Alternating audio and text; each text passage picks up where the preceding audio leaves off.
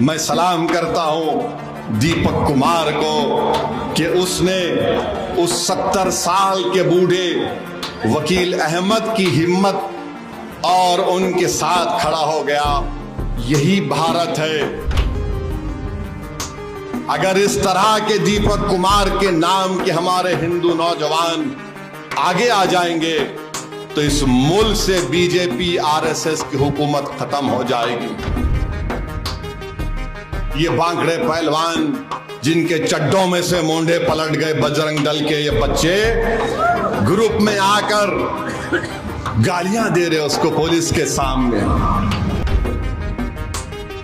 और इस देश की माओ ने सिर्फ एक ऐसे दीपक कुमार को नहीं पैदा किया होगा। इस देश की माओ ने जहां पर भगत सिंह को पैदा किया तो इस देश की माओ ने टीपू सुल्तान को भी पैदा किया था। और हमारे मुल्क में जो कुछ भी हो रहा है वो आपके सामने। अफसोस होता है कि आज से थोड़े दिन पहले उत्तराखंड में एक जगह है कोटवार नाम है। वहां पर एक हमारे वकील अहमद साहब की 30 साल पुरानी दुकान है और दुकान का नाम है बाबा ड्रेस शॉप। 26 जनवरी के दिन हम यौम जमहूरिया मनाते।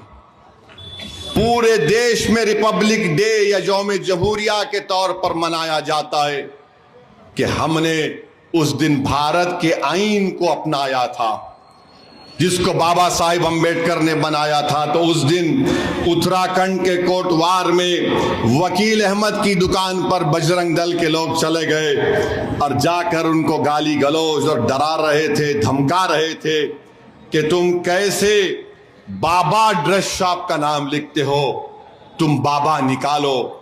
तो उतने में एक हमारा हिंदू भाई जिसका नाम दीपक कुमार है, जिम चलाता है, वो आवाजें सुनकर आया और उसने कहा कि तुम होते कौन हो कि तुम वकील अहमद से कहो जो दुकान 30 साल से कोटवार में है, नाम बदल दो।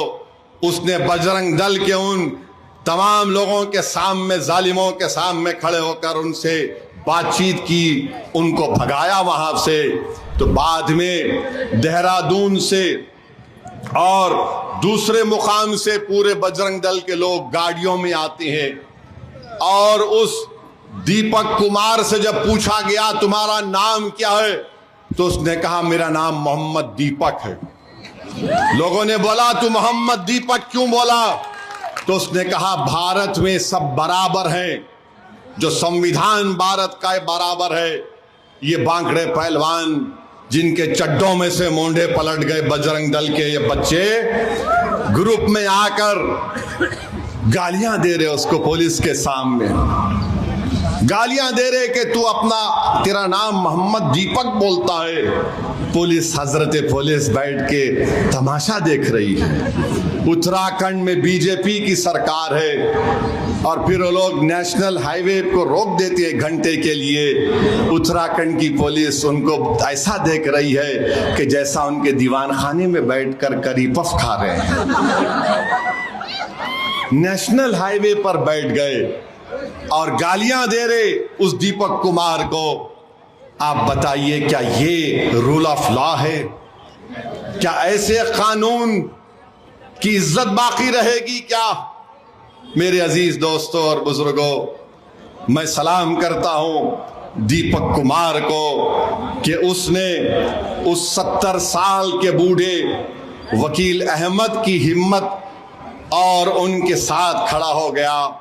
यही भारत है। अगर इस तरह के दीपक कुमार के नाम के हमारे हिंदू नौजवान आगे आ जाएंगे तो इस मुल्क से बीजेपी आरएसएस की हुकूमत खत्म हो जाएगी।